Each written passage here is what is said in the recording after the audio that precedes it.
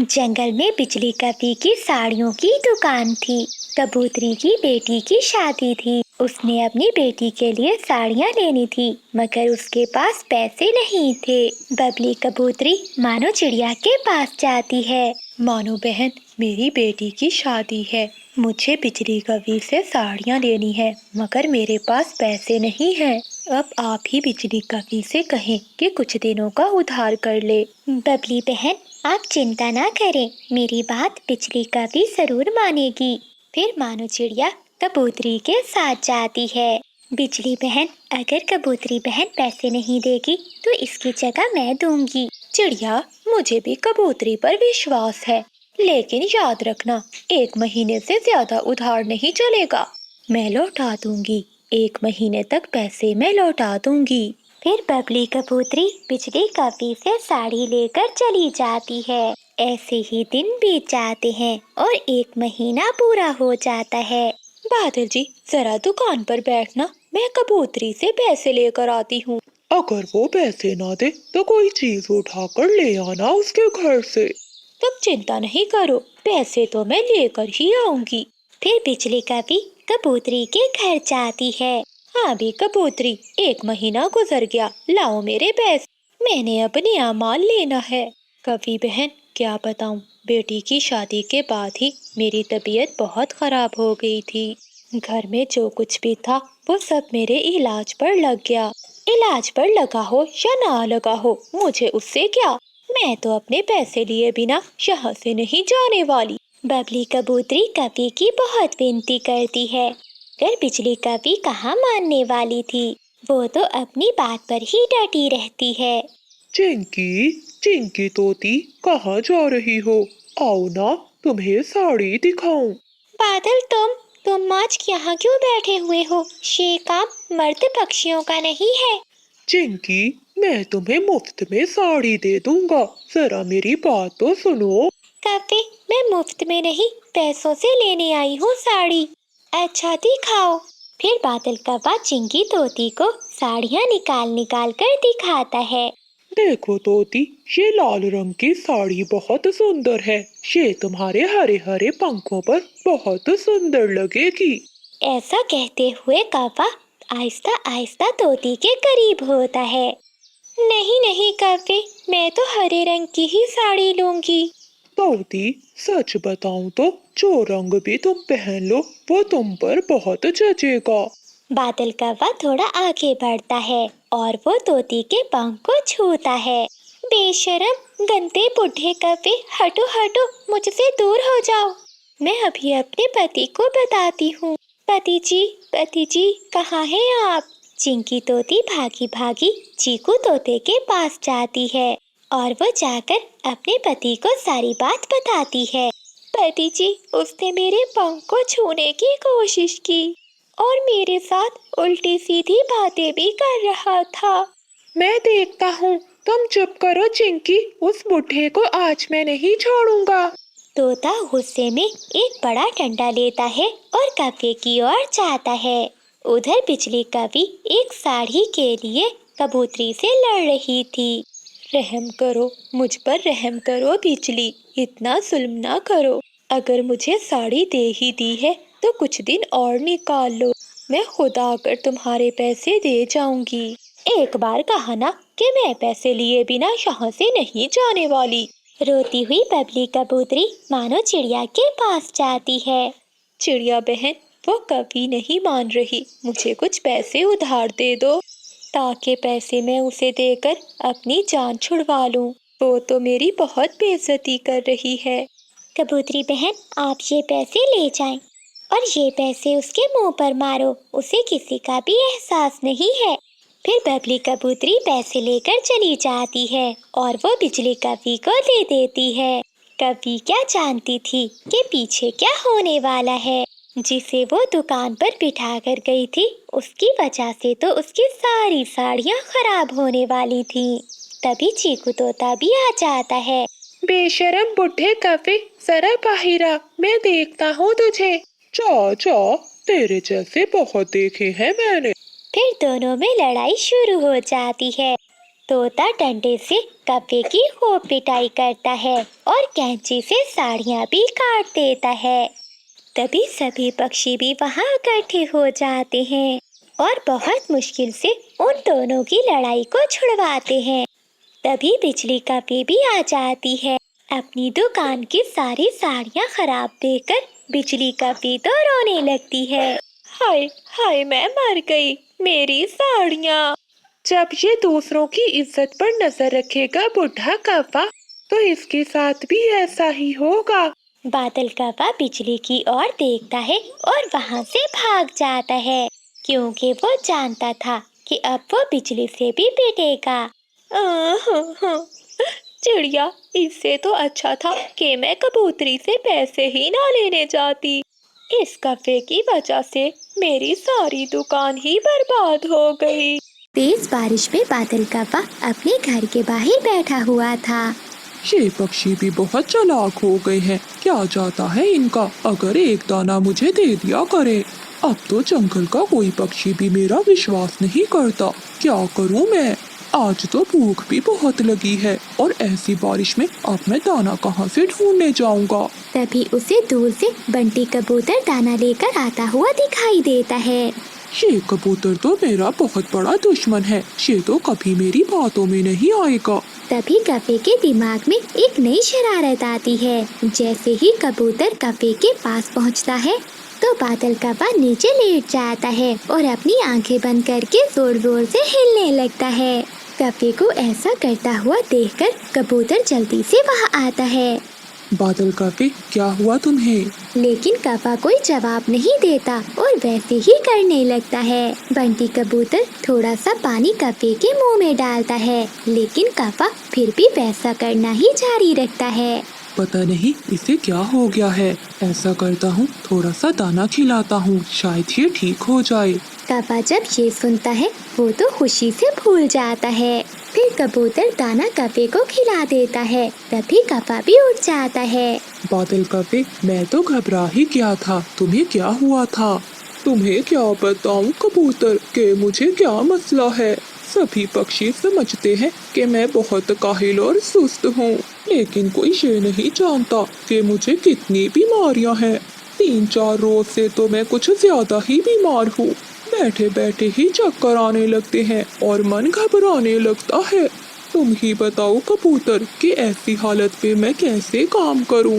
मेरी जिंदगी का तो अब कोई भी भरोसा नहीं है। बादल, ऐसा तो ना कहो, हम सब है ना तुम्हारे साथ। हम सबको ये तो नहीं पता था कि तुम इतने बीमार हो। मैं सभी पक्षियों से कह दूंगा कि तुम्हारा ख्याल रखें। कौवे के दिल में तो लड्डू फूट रहे थे। फिर कबूतर वहाँ से चला जाता है। मैं भी कौवा हूँ, जितना ऊपर से काला हूँ उतना ही अंदर से काला हूँ। ये तो मेरी शान के खिलाफ है कि मैं कोई काम करूँ। अब तो सारी जिंदगी ऐसे ही एक्टिंग कर कर खाऊंगा। फिर कबूतर चिड़िया के घर जाता है। चीकू तोता भी वहीं बैठा हुआ था। चिड़िया बहन, तुम्हें तो पता है कि बादल कौवा कितना आलसी है, इसलिए मैं उसके सबसे ज्यादा खिलाफ हूँ। लेकिन असल बात का तो मुझे अब पता चला है। क्या हुआ बंटी भैया, आप इतने परेशान क्यों लग रहे हो? चिड़िया बहन, वो कौवा तो बहुत बीमार है। उसको तो ऐसी बीमारी लगी हुई है कि वो बीमारी मेरी समझ में भी नहीं आई और ना ही उस बीमारी का कोई इलाज है। मैं इसीलिए यहाँ आया हूँ कि इस मुश्किल समय में हमें उसे अकेला नहीं छोड़ना चाहिए। हाँ कबूतर, तुम ठीक कह रहे हो। उसने आज तक हमारे जंगल में कुछ भी अच्छा नहीं किया, लेकिन जो भी हो वो है तो हमारे जंगल का पक्षी। हमारे जंगल की रौनक उसी की वजह से ही है। बताओ कबूतर, हमें क्या करना होगा? मैंने सोचा है कि हम सब मिलकर बारी बारी उसे दाना दिया करेंगे। हाँ बंटी भैया, आपकी बात बिल्कुल ठीक है, हम ऐसा ही करेंगे। अगली सुबह वो तीनों पक्षी बादल कौवे के पास जाते हैं। बादल भैया, मुझे आपसे बहुत शिकायत है। जैसा भी हो, मैंने हर मुश्किल समय में आपका साथ दिया है। आपको मुझे बताना चाहिए था अपनी बीमारी का। मानो बहन, मैं तुम्हें परेशान नहीं करना चाहता था, बस मैं अकेला ही लड़ना चाहता था। ऐसा कहते हुए कौवा फिर से वही एक्टिंग करना शुरू कर देता है। ये देखकर चिड़िया डर जाती है और वो कबूतर के बताए हुए मुताबिक एक दाना कौवे के मुंह में डाल देती है। कुछ ही देर में कौवा उठकर बैठ जाता है। कौवे भैया, आपने घबराना नहीं है, आप जल्दी ठीक हो जाएंगे। मानो बहन, मुझे लगता है अब मैं जल्दी ही मर जाऊंगा। ये बीमारी मुझे मारकर ही मेरा पीछा छोड़ेगी। अभी तो आज मुझे अपने घोंसले की मुरम्मत का काम भी करना था। जैसे ही मेरी सेहत ठीक होती है, मैं ये काम करना शुरू कर दूंगा। कौवे भैया, मैं कर दूंगी आपके घोंसले का काम। इसी हालत में मैं आपको घर का काम नहीं करने दूंगी। ठीक है चिड़िया बहन, अगर तुम कह रही हो तो ठीक है, वरना मैं खुद ही कर लेता। बेचारी चिड़िया सारा दिन जंगल से सूखे तिनके लाकर कौवे की छत की मुरम्मत करती है। अगले दिन बादल कौवे का मामा साथ वाले जंगल से आता है।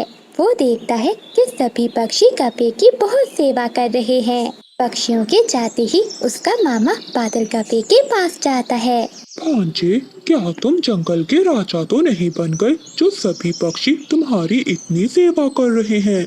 मामा जी, ऐसा ही समझ ले। अगर आप कहें तो आपको भी ये राज बता दूं। तभी कबूतर वहीं से गुजर रहा था। वो उन दोनों की बातें सुन लेता है। मामा जी, सभी पक्षी मुझे देखकर दूर भागते थे, कहीं मैं उनसे कुछ मांग ना लूं। लेकिन इस बार मैंने भी ऐसा खेल खेला है कि आपने अपनी आँखों से देख ही लिया है। फिर बादल कौवा सारी बात अपने मामा जी को बता देता है। अरे वाह, सच में बादल, तुम्हारे जैसा दिमाग किसी का नहीं है। कबूतर जो सुबह सुबह फल लेकर कौवे के पास आया था, वो ये सारी बातें सुन लेता है और उसे अपने आप पर बहुत गुस्सा आता है कि वो कैसे उल्लू बन गया। लेकिन कौवे, अब तुम इस बात की चिंता ना करो, इसका बदला तो मैं तुमसे लेकर ही रहूंगा। फिर वो सभी पक्षियों को बुलाता है और उन्हें सारी बात बताता है। लेकिन बंटी भैया, अब हम क्या करेंगे? चिड़िया बहन, हम भी उसके साथ वैसा ही करेंगे जो उसने हमारे साथ किया है। हम भी वैसी ही एक्टिंग करेंगे जैसी वो करता है। कबूतर, क्या मतलब है तुम्हारा? मेरा मतलब है कि जब भी कौवा एक्टिंग करने लगे, जो पक्षी भी वहाँ हो वो भी वैसी एक्टिंग करने लग जाए। इससे क्या होगा? इससे वो खुद ही एक्टिंग करना छोड़ देगा। अब इससे ज्यादा हम कुछ भी नहीं कर सकते। उस दिन के बाद सभी पक्षी ऐसा ही करते हैं। दोपहर को मिठू तोता कौवे के घोंसले में जाता है। तोते को देखकर कौवा वैसे ही करने लगता है। तुरंत तोता भी लेटकर अपनी आंखें बंद कर जोर जोर से हिलने लगता है। ये देखकर बादल कौवा बहुत परेशान हो जाता है। शाम को जब रानू चिड़िया आती है तो कौवा उसे देखकर भी वैसी एक्टिंग शुरू कर देता है। तो मानो चिड़िया भी कौवे की एक्टिंग करना शुरू कर देती है। कौवा तो और भी परेशान हो जाता है। मैं तो ऐसे ही एक्टिंग कर रहा था, ये सभी पक्षियों को क्या हो गया है? अब मेरे दाने का क्या होगा? अगली सुबह कबूतर घबराया हुआ कौवे के पास जाता है। बादल यार, पूरे जंगल में तुम्हारी बीमारी फैल गई है। मैं अभी पास के जंगल में बुलबुल डॉक्टर से मिलकर आया हूँ। पता है उसने क्या कहा है? क्या कहा है उसने? उसने कहा है कि ये बीमारी जिसको सबसे पहले लगी है उसके दिल को निकालना होगा, फिर ही मैं उसके दिल की वजह से इस बीमारी को जान पाऊंगी। बादल यार, अब सभी पक्षियों की जिंदगी का सवाल है। मुझे पूरा यकीन है कि तुम अपने दोस्तों के लिए ये कुर्बानी जरूर दोगे। ये सुनकर बादल कौवे के तो रंग ही उड़ जाते हैं। लेकिन मुझे तो कोई ऐसी बीमारी है ही नहीं, तो क्यों मैं अपना दिल दूं? तभी बाकी सब पक्षी भी आ जाते हैं। मैं तो बस ड्रामा कर रहा था आप सबसे दाना लेने के लिए। कौवे, हम सब भी ड्रामा ही कर रहे थे तुमसे सच बुलवाने के लिए। क्या तुम खुद को ज्यादा होशियार समझ रहे थे? लेकिन तुमसे ज्यादा बुद्धू कोई भी नहीं है इस जंगल में। काश मैं बहुत अमीर पक्षी होता, मेरा भी बड़ा घर होता, ढेर सारा पैसा होता और ऐसी बारिश से बचने के लिए कोई छत होती। तिनकों के टूटे हुए घोंसले में चीकू तोता बैठा ऐसा सोच रहा था। जंगल में बारिश ने शोर मचा रखा था। चांदनी चिड़िया को दूर से आता हुआ चीकू तोता देख लेता है। टूट गया चीकू भैया, मेरा घोंसला भी टूट गया। जो दाना बचा कर रखा था वो भी पानी में बह गया। सब बर्बाद हो गया है। हाँ चांदनी बहन, मैं तो पहले से ही बहुत चिंतित हूँ क्योंकि कल से बारिशें हो रही हैं। आखिर ये हमारे तिनकों के घोंसले कब तक टिक सकते हैं? इन्हें तो टूटना ही है। चीकू भैया, मैंने सुना है कि बिजली और बादल दूसरे जंगल में किसी सुरक्षित जगह पर जा रहे हैं। चलो हम भी उन्हीं के साथ चले जाते हैं। चिड़िया, वो कौवे इतने अच्छे हैं तो नहीं? चलो जाकर देख लेते हैं। बादल, घोंसला उठाओ और मेरा मकई का भुट्टा ढूंढो। बिजली कौवी पेड़ की डाल पर बैठी हुई थी और बादल कौवा नीचे पानी में गिरे हुए घोंसले को इधर उधर करके गोरी कौवी का एक मकई का भुट्टा ढूंढ रहा था। यहाँ कुछ नहीं है, मैंने सब देख लिया है। शायद वो भुट्टा पानी में बह गया होगा। खुद तो पेट भर कर खा लिया, अब मैं क्या भूखी रहूंगी। बिजली, हमें देर हो रही है। हमें रात होने से पहले पहले दूसरे जंगल में जाना होगा। तभी चांदनी चिड़िया और चीकू तोता भी वहाँ पहुँच जाते हैं। बिजली, बादल भैया कहाँ है? वो बैठा है नीचे, मेरा मकई का भुट्टा ढूंढ रहा है। तभी बादल कौवा भी वहाँ आ जाता है।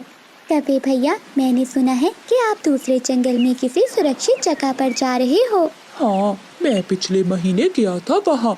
वहाँ एक गुफा है, हम वहीं जाकर बैठ जाते हैं। वहाँ हम बारिशों से बच जाएंगे।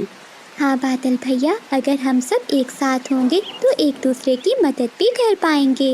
बादल, अब जल्दी से चलो, मेरा तो शरीर कांप रहा है ठंड से। फिर कौवा आगे आगे उड़ता है और सभी पक्षी बादल कौवे के पीछे पीछे जाते हैं। वहाँ एक पहाड़ों के पास पुरानी गुफा थी। उस गुफा के दरवाजे पर ढेर सारा घास और बेलें उगी हुई थी। ये है वो पुरानी गुफा जिसकी मैंने पिछले दिनों खोज की थी। अंदर आ जाओ, अंदर से ये बिल्कुल साफ सुथरी है। हम सब यहाँ रह सकते हैं। बादल भैया, यहाँ तो हम बारिश से भी बच सकते हैं। अब हम जी सकेंगे। फिर वो सब उस पुरानी गुफा के अंदर चले जाते हैं। मोटी चोंच वाले, वहाँ बैठो चिड़िया के साथ। ये जगह मेरे बादल जी की है। कैसे मेरे करीब होकर बैठ रहा है, जैसे मेरा पुराना मित्र हो। चीकू भैया, आप मेरे पास आ जाएं। चांदनी और चीकू, ये खोज मेरे बादल जी ने की है। अगर तुम्हें यहाँ रहना है तो हमारे लिए दाना लाना होगा। हाँ, मेरी पत्नी ठीक कह रही है। फिर ही हम तुम दोनों को यहाँ रहने देंगे। कौवे भैया, आप तो हमेशा लड़ाई की बातें करते हैं। हम ला देंगे दाना भी आपको। चीकू भैया, हमें कुछ खाने को मिले ना मिले, मगर इनका पेट तो अब भरना ही होगा, वरना ये हमें यहाँ से निकाल देंगे। चांदनी बहन, तुम यहीं बैठो, मैं जाता हूँ दाना ढूंढने। नहीं चीकू भैया, तुम बैठो, मैं जाती हूँ। फिर चांदनी चिड़िया दाना लेने वहाँ से चली जाती है। जंगल में बारिश के कारण बहुत पानी था, कहीं भी कोई दाना नहीं मिल रहा था। बंटी, कबूतर और बुलबुल उड़ते हुए उस पुरानी गुफा के पास आ जाते हैं। कोई है यहाँ? हाँ, हम हैं यहाँ। बताओ क्या बात है? पक्षियों को देखकर बुलबुल और कबूतर खुश हो जाते हैं। मैं समझा कि यहाँ कोई भी नहीं होगा। ये तो बहुत अच्छा हुआ कि आप सब भी यही हो। हम दोनों भी रात गुजारने के लिए यहाँ आए हैं। ना, ये अब हमारा घर है और हम अपने घर में किसी को भी नहीं आने देंगे। बिजली, मैं तो तुम्हारी पुरानी दोस्त हूँ, क्या मुझे भी अंदर नहीं आने दोगी? गंदी मोटी बुलबुल, याद है तुम्हें वो दिन जब मैंने तुम्हारा दाना चुरा कर खाया था? तूने तो मार मार कर मेरी पूंछ तोड़ दी थी। कभी नहीं, हम तुम दोनों को यहाँ कभी भी नहीं आने देंगे। बिजली, वो बारिश में भीग रहे हैं बेचारे। अगर वो भीग रहे हैं तो भीगे। अगर तुम्हें इतनी ही चिंता है तो तुम भी उसके साथ चले जाओ। तभी चांदनी चिड़िया भी थक हार कर वापिस आ जाती है। बिजली, माफ करना, मुझे तो पूरे जंगल में एक भी दाना नहीं मिला। मुझे तो पहले ही पता था, जो मिला होगा वो तुमने खा लिया होगा। बिजली, सच, मैं भी भूखी हूँ। मैं इतनी लालची नहीं हूँ कि मेरे दोस्त भूखे हों और मैं अपना पेट भर लूँ। चीकू तोता चांदनी चिड़िया को बताता है। चिड़िया, कबूतर और बुलबुल बाहर बैठे हैं। बिजली और बादल उन्हें अंदर नहीं आने दे रहे। कौवे और कौवी, वो दोनों रात बारिश में कैसे गुजारेंगे? आप उन्हें अंदर आने दें। मैं तो इन्हें अंदर नहीं आने दूंगी, मरते हैं तो मरें। ठीक है बिजली, अगर तुम उन दोनों को अंदर नहीं आने दोगी तो हम भी यहाँ नहीं रहेंगे। चलो चीकू, ऊपर वाला हमें भी कोई सुरक्षित जगह दे ही देगा। फिर चांदनी चिड़िया चीकू तोते को लेकर वहाँ से बाहर चली जाती है। फिर चिड़िया, बुलबुल, कबूतर और तोता वो सब मिलकर वहाँ से चले जाते हैं। ये चिड़िया तो सच में यहाँ से चली गई। ये चिड़िया अपने दोस्तों के लिए कुछ भी कर सकती है। क्या था अगर तुम कबूतर और बुलबुल को एक रात यहाँ रहने देती। बादल जी, मैं भूख से मर जाऊंगी। तुम्हें तो पता है कि भूखे पेट मुझे बहुत गुस्सा आता है। पहाड़ों के उस पार नदी के पास चिड़िया को कुछ दिखाई देता है। दोस्तों, वहाँ कुछ है, चलो हमें जाकर देखना होगा। फिर वो सब दोस्त वहाँ जाते हैं। चांदनी, ये तो कोई बड़ी चीज है, उस गुफा से भी बहुत बड़ी। वो एक बड़ी पुरानी बस थी। दोस्तों, अंदर चलकर देखते हैं। फिर वो सब पक्षी उस पुरानी बस में जाते हैं। दोस्तों, ऊपर वाले ने हमारी सुन ली। यहाँ तो छत भी है और खाने के लिए इंसानों का भोजन भी है। वो सब बहुत खुश होते हैं। उन्हें छत मिल गई थी। अब वो बारिश के पानी से सुरक्षित थे। बादल, वो देखो सांप, गुफा में बहुत बड़ा सांप है। भागो बिजली, इससे पहले कि वो सांप हमें खा जाए। बिजली कवि और बादल कौवा वहाँ से भागते हैं और वो उड़ते उड़ते उस पुरानी बस के पास पहुँच जाते हैं। वो खिड़की से अंदर पक्षियों को देखते हैं। चांदनी, तुम यहाँ हो और मेरा दिल नहीं लग रहा था अकेले। बिजली, अब हम सुरक्षित हैं, तुम्हारी उस गुफा से भी ज्यादा। देखो देखो, हमारे पास तो इंसानों की खाने वाली चीजें भी हैं। मेरे सुंदर भाई चीकू, क्या अब अपनी बहन को बारिश में भीगने दोगे?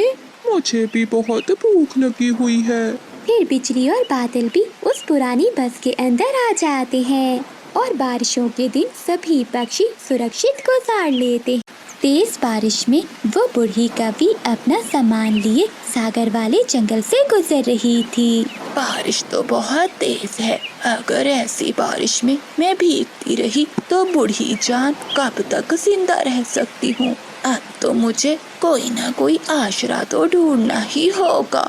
वो बूढ़ी कवि अपना सामान लिए फिर से उड़ती है।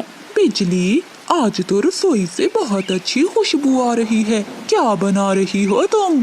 तभी बिजली कवि रसोई से खिचड़ी लेकर बाहर आती है। बादल जी, खुशबू कैसे ना आती? बिजली ने पहली बार खिचड़ी जो बनाई है। वाह वाह बिजली, परंतु ये चावल कहाँ से आए? आने कहाँ से थे भला? चीकू तोते के घर से चुरा कर लाई हूँ। आज मेरा ऐसी तेज बारिश में खिचड़ी खाने को बहुत मन कर रहा था। अब जल्दी से खा लो वरना खिचड़ी ठंडी हो जाएगी। वो दोनों पति पत्नी खिचड़ी खाने लगते हैं तो दरवाजे पर दस्तक होती है। बादल जी, इस समय अब कौन आ गया है? ऐसी तेज बारिश में भी पक्षियों को अपने घरों में आराम नहीं आता। फिर वो दोनों पति पत्नी घर के बाहर आते हैं। कहो, मेरी मदद करो, बारिश बहुत तेज है। बारिश रुकने तक मुझे अपने घर में आश्रय दे दो।